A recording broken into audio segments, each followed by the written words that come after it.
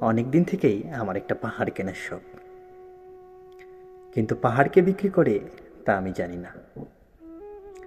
যদি তার দেখা পেতাম, দামের জন্য আটকাতো না। আমার নিজস্ব একটা নদী আছে, সেটা দিয়ে দিতাম পাহাড়টার বদলে। কে না জানে, পাহাড়ের চেয়ে নদীর দামই বেশি।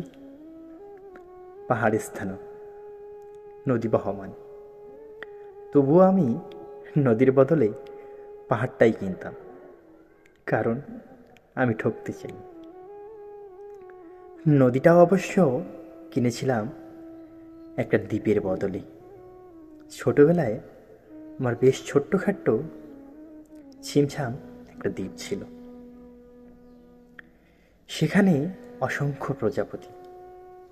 শৈশবে দ্বীপটি আমার বড় প্রিয় ছিল। আমার যৌবনে দ্বীপটি আমার কাছে মাপে ছোট্ট লাগলো। প্রবহমান ছিপছিপে তন্নি নদীটি বেশ পছন্দ হলো আমার। বন্ধুরা বলল, ওইটুকু একটা দ্বীপের বিনিময়ে এত বড় একটা নদী পেয়েছিস, খুব তো জিতেছিস মাইর। তখন জয়ের আনন্দে আমি বিহ্বল হতাম। তখন সত্যি আমি ভালোবাসতাম নদীটিকে। নদী আমার অনেক প্রশ্নের উত্তর দিত, যেমন, বলতো আজ সন্ধেবেলা বৃষ্টি হবে কিনা।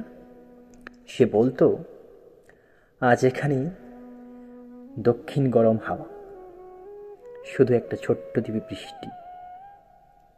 সে কি প্রবল বৃষ্টি, যেন একটা উৎসব। আমি সেই দ্বীপে আর যেতে পারি না। কে জানতো? সবাই জানে, শৈশবে আর ফেরা যায় না। ধন্যবাদ সবাইকে।